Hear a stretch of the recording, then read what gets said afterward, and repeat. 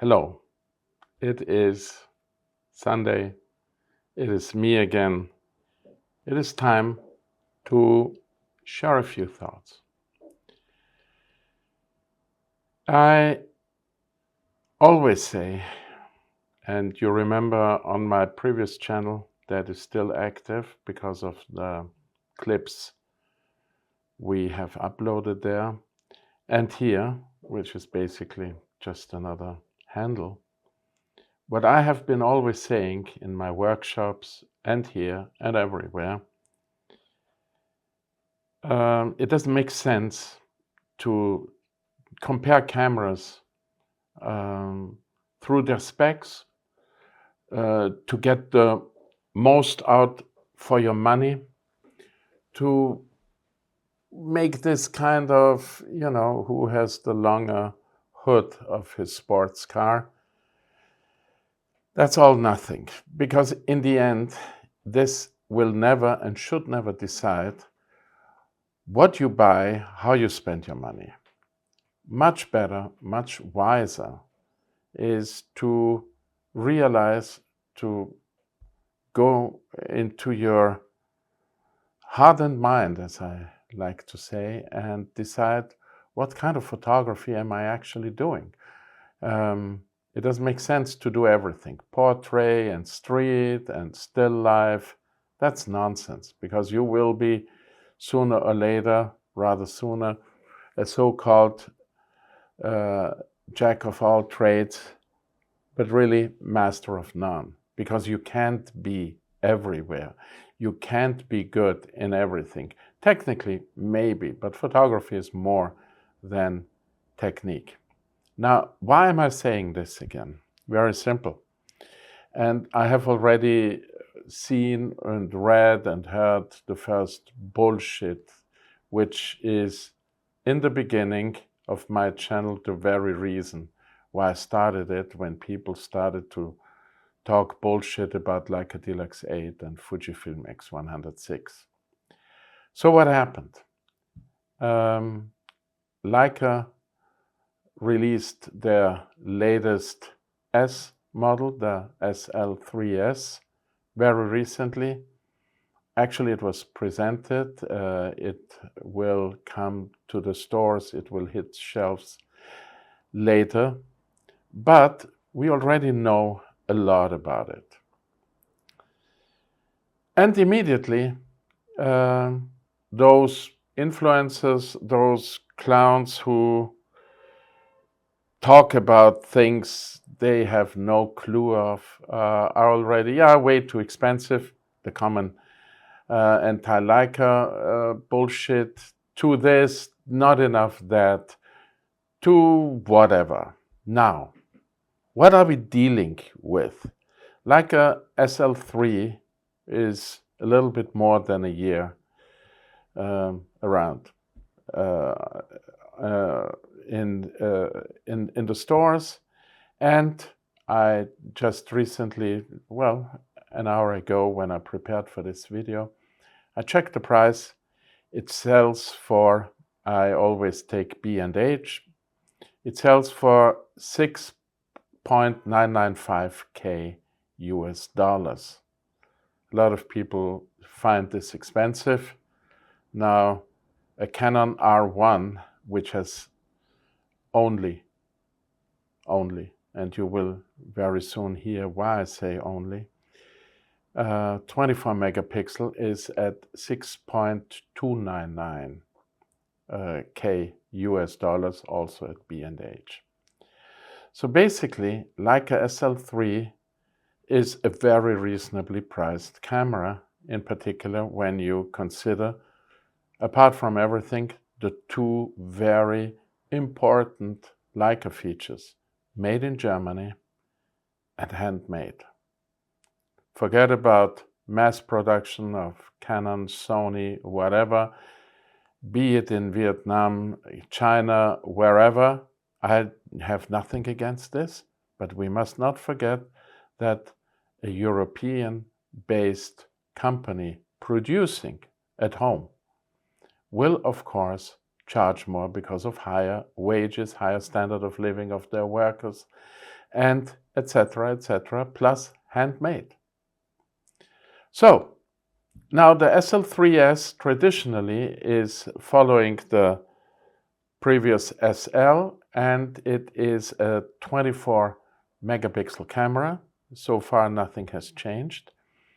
It is 25% cheaper than Leica SL3 at, again, B&H, 5.295K US dollars. So that is, everybody can check this, 25% less. Now, what do I get for 25% less? I get basically all the Leica SL3 features plus the fastest and best autofocus Leica ever built, not available in the SL3. An improved battery life, improved continuous shooting, higher ISO, a higher maximum video bit rate, raw video recording. I don't care about this. I rarely film and with my cameras, and if I really film, I use my smartphone. But a lot of people do this, and the Leica SL3S is Leica's offer in the hybrid area. It offers something you find very, very rarely: 6K open gate recording, external SSD recording at this price, and taken from the Leica M series, the M11, the current model, top model of the M series, content authentication. Now, what does that all mean? It means that Leica SL3S is Leica's least expensive entry into their interchangeable lens system. In other words, what Q3 is in terms of Leica's entry into the full-frame Leica world with a fixed lens camera, Leica SL3S is Leica's cheapest entry into their interchangeable lens system. So you are free to choose.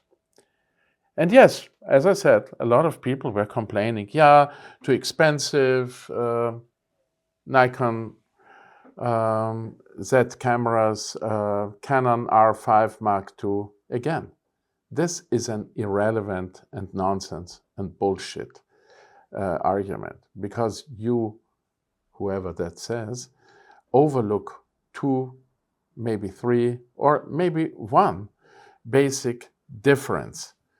What do you need? If I was today faced with the decision whether to buy Canon R5 Mark II, and I had R5, and it was a great camera, but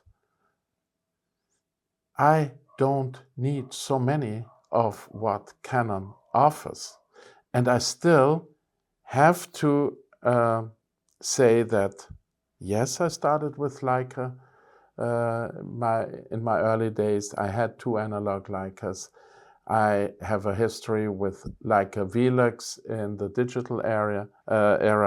I had and still have 2 generations of Leica Deluxe, and now I have Leica Q343, their latest model. You get my point. I think you do. And if you are not engaged in flame wars and this, I have to have it all agreed. My camera has a way longer spec sheet than yours, which we talked about it all the times here. We just mentioned it in the beginning of this video. I don't need all of this. I also don't need everything Leica offers in this camera or in the Q343, which is why I said Q343 will be my last professional camera, because whatever comes next, considering my age, will be nearly irrelevant, because whatever comes will be only better to some extent and in some areas, but it will not reduce the performance and potential of this Q343. Now, talking about the flame wars, Canon R1, we talked about it, is also only. So all of a sudden, I rarely hear somebody said or heard anybody complain, yeah, Canon R1 is only 24 megapixel. Or 1D, Canon EOS 1D Mark, I don't know, 2 or 3 also was always 24 megapixel. Now all of a sudden, yeah, but Leica, it is only and not whatever. But let's have a look at Sony A1 Mark II, recently released, which, by the way, has the same sensor as the A1. And as I said, the SL3S is not an iteration of the SL3. It is an additional offer as a hybrid camera, therefore less resolution. But what does Sony A1 Mark II with the pre-generation sensor and only S-Log3 video cost? Well, $6.498 at B&H. Is Canon or Nikon or Sony made in Germany? No. Have they been handmade? No. Yes, they are great cameras, and for a lot of people, they will be the better choice. Why? Because they are already invested in this system, in the EOS system, where a lot of people complain about it, and rightfully so. You don't have the possibility of less expensive top lenses. Canon is very, very greedy here, but everybody's complaining about Leica. Leica can use, on Leica cameras, you can use Sigma lenses, you can use Panasonic Lumix lenses because of the L alliance, etc., etc. You can use Voigtlander. All of this. So you are not obliged, you are not limited to Leica lenses, which for me still are among the very best, if not leading quality in the area of photography. It is in some way tiring, always the same nonsense, this and that, and longer list, shorter list, while people obviously never learned and will never learn to look at the camera, to understand what do I actually need. I never needed 6K recording. Most of the people watch 4K videos on devices incapable of 4K replay. Who really has a 6K television set? Who has a 6K display? I do have one, but I'm a photographer and I already had such top gear when I did not make a living on it. Why? Because it was worth it for me, because I love. But most of the people, they are just cherry picking. They want to get for nearly nothing everything. And if a car company like Mercedes, I don't like Mercedes, but there is a reason why they have survived for such a long time, or Rolls-Royce or Bentley, whatever. There is a reason why they are so expensive. Handmade. For a particular clientele. And if you are not the target group, fine. But don't hate, don't spread nonsense just because your first camera was one of those cheap entry models and because you have to find an identity. Remember, politics, identity. Huh? Everybody has to be someone, and this is why we have all this woke nonsense and everything. Everybody is on an identity trip.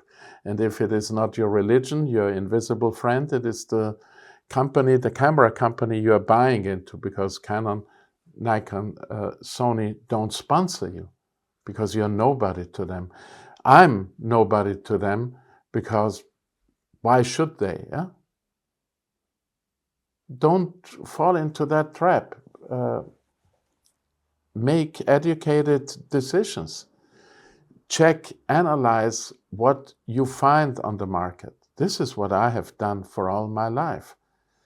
There will always be too much in everything, which is why I reduced and cut back decisively and drastically, because in the end, I don't need so many things. I don't even need an interchangeable lens camera, because my main area of photography, my professional work, is not further than the 70 or whatever area. Everything is maybe nice to have, but increasingly, and I see it increasingly with many of my colleagues, they want to slim down. Nobody wants to carry a huge backpack anymore. But I said it so many times. So to wrap it up, Leica SL3S is a brilliant, magnificent camera. It even beats, it's not only older, but that's not the aspect, that's not the point. But it is a different camera that offers basically everything from SL3, save the 20 megapixel sensor. It is the same engine, the Maestro 4 sensor, and a lot of upgrades, and that at a price 25% lower, and you still walk with a Leica camera. Is that nothing? Just to balance this with a little bit of true insanity. Last week I participated in a test shooting for a potential client.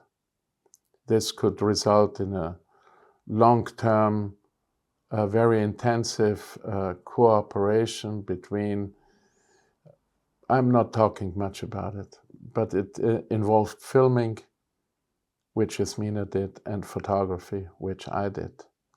And it was taking place in a jewelry store. And one of the necklaces, of course, I knew that is, first of all, this is one of those high luxury places. Everything is expensive there. But to see a nice necklace, but nevertheless 660K for a 3 or 4 row necklace of diamonds in brilliant cut. The ear hangers were not even included in that price, and that was an additional together, because you buy them separately, an additional 6-digit number. And we are entering and leading and discussing flame wars because of a few thousand euros. I fail to understand that. I really fail to understand this. People, it's the same in politics now with Trump. On the one hand, we have those who see the Messiah in him. The others see the Nazis, while they didn't say a single word when true Nazis were occupying university campuses, chanting death to the Jews, etc., etc. People don't understand that politics is not for them. Yes, true. Every single piece of bread you eat, you buy, is politics. But none of the parties are into you. You are the dumb sheep that offer them their positions of power, and you should make it very, very clear that instead of following camps in terms of, yeah, I'm the left or I'm the right, make sure that you vote for those who cover, let's say, most of your requirements, what you want to see in a government. No matter whether this is left or right. Forget this nonsense. Because at the end of the day, and I've seen a video of California Governor Newsom welcoming Trump on an airfield. In the end, they are shaking hands, they are talking very friendly with each other. Everybody, each of them will think what an asshole about the other. But when it comes to the nuts and bolts, they're standing on this airfield, shaking their hands, smiling, and in the end, nobody's thinking about you and me or whatever.